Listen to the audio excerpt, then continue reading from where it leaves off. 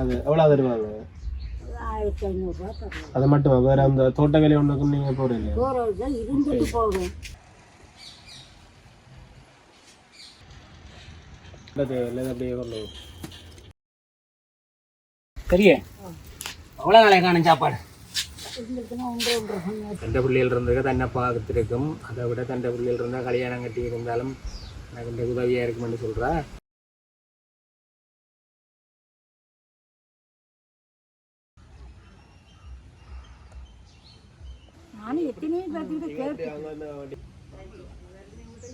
உதவி வராட்டி நீங்க என்ன இப்போ வேலைக்கு போடுறீங்க? கூலி வேலைக்கு போடுறீங்க? வேலைன்னா ஊருக்குள்ள போறது. என்ன வேலைக்கு போடுறீங்க? அது எவ்வளோ தருவாங்க? 1500 தருவாங்க. அது மட்டுமா? வேற அந்த தோட்ட வேலை ஒன்றுக்கும் நீங்க போறீங்க? போறது இருந்துட்டு போகும். இப்போ போறீங்க? இப்போ போறது இந்த கிழமை வீட்டில் தம்பி. அப்படி இல்லாட்டி நீங்க என்ன செய்யறீங்க? அப்படி சாப்பாடு சாமான் இல்லை, உங்களுக்கு சமைக்கிறதுக்கு அப்படி வசதி இல்லைன்னு சொன்னா நீங்க என்ன செய்யறீங்க? நாங்கள் கடையில் அந்த கடையில் போய் சாமான் வேண்டி கொண்டு வர்றது, கடனுக்கு வேண்டி கொண்டு வர்றது. அதை பிறகு அந்த காசை போட்டு கொடுக்குறது. வேலை செய்யுங்க. சமைத்து காசு கட்டுறேன். சமைச்சு கிடைக்குது. சமத்தியால வேற பெண்ணோட கொடுப்பணும் வருது இல்லை. நான் உங்களுக்கு அந்த முதியோர்ன்றதை விட ஊனமிட்டோர் அந்த காசு கொண்டு வர இல்லை. மாசம் 7500 அது உங்களுக்கு வர இல்லை. வர இல்லையா? அப்பாவுக்கு பதிவு இல்லையா? இல்லையா? வேலை செய்ய விட எவ்வளோ வருஷம்? கனகாலம் போயிட்டு வருத்தம் வந்து இப்போ கனகாலமா? இப்படிதான் நடக்கிறது. பிள்ளைகள் ஒரு நாள் உங்களுக்கு சப்போர்ட் பண்ணுற மகன் ஹெல்ப் பண்ணு கூட எடுத்து கொடுக்காது. ஒருத்தரும் உடுப்பு கூட எடுத்து கொடுக்குறது.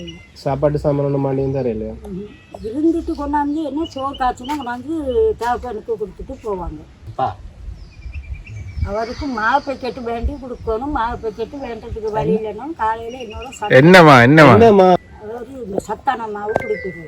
சத்தான மாண்டு வளமே என்ன கொடுக்குறீங்க நீங்கம்மா? அங்க குடிக்கிறீங்க இவ்வளோ நாள். நீங்க இப்போ ஐங்கர் வீட்டை யூஸ் பண்றீங்களா? வீட்டை யார் வண்டி தரது? நான் வேண்டி கொடுக்குறேன். ஓகே. ஐங்கர் மட்டும்தான் குடிக்கிறேன். ஒரு ஐயா வச்சு அம்மா தனியாக இருந்து கஷ்டப்படுறா. ஒரு தட்ட உதவியும் இல்லை, பிள்ளைகள உதவியும் இல்லைன்னு சொல்லி எங்களுக்கு இன்னும் ஒரு நபரால் தெரியப்படுத்தி இன்றைக்கு பார்க்க வந்த நாங்கள். உண்மையிலேயே அந்த அம்மா தான் தனியாக கஷ்டப்படுறா. தான் எதுவும் வீட்டில் போய் கூட்டி துப்புரவு செய்து அந்த நிதியை வச்சு தான் தன் கணவரை பார்க்குறேன்னு சொல்கிறா. இதுக்குள்ளேயே இன்னொரு இது விஷயம் என்னென்னா, ஒரு மாவீரர் என்று சொல்கிற மற்ற ஒரு பிள்ளை பணிக்கு போன இடத்துல செத்துருக்கிற இளவரும் நாட்டுப்பற்றாளர் தான். பணிக்கு கொண்டு போய் செத்தேன்டா அது நாட்டுப்பற்றாளர். அப்படி அந்த மாவீரர் தான். அந்த அம்மா என்னென்னு சொல்கிறாண்டா, தண்டை பிள்ளைகள் இருந்தது தன்னை பார்த்துருக்கும். அதை விட தண்டை பிள்ளைகள் இருந்தால் கல்யாணம் கட்டி இருந்தாலும் எனக்கு இந்த உதவியாக இருக்குமென்னு சொல்கிறா. அவைகளுக்கு ஏதாச்சும் ஒரு அன்றாட தேவை, இப்போ சாப்பாட்டுக்குரிய தேவையில் செய்து கொடுக்க வேண்டிய அவசர தேவையாக கிடக்கு, அதை செய்து கொடுத்தாலும் ஒரு 100 மீட்டர் தூரத்துக்கு அங்காலே இன்னும் ஒரு நவற்ற வீட்டை இருந்தால் அந்த அம்மா தண்ணி கிள்ளிக்கணும். இந்த ஐயாவை குளிக்க வளர்க்குறாங்க, அவற்றை உடுப்பு துவைக்கிறாங்க பார்க்கலான்னு சொல்லி தான் சொல்லி வந்தார். இப்போ உடனடியாக நாங்கள் அந்த வீட்டுக்காரர்கிட்ட இருந்து தண்ணி எடுத்து கொடுக்க வேண்டிய தேவை இருக்குது. அதை செய்து கொடுக்க வேணும். ஐயா பார்ப்பீங்க.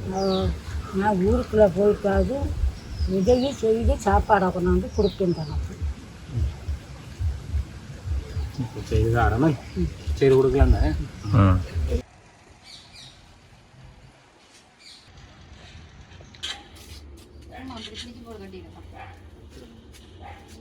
கட்டது இல்லை அப்படியே வரணும்.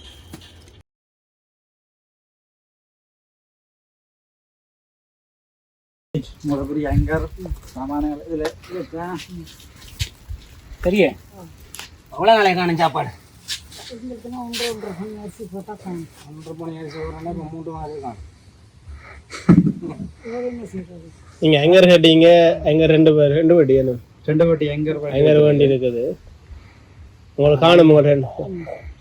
வந்து உதவி செய்வார். அது எனக்கு அது ஒரு உதவி செய்தால் எனக்கு காணும். ஏன்னா இவருக்கு முக்கியம். அதுக்கு தான் முக்கியமாக நான் தண்ணி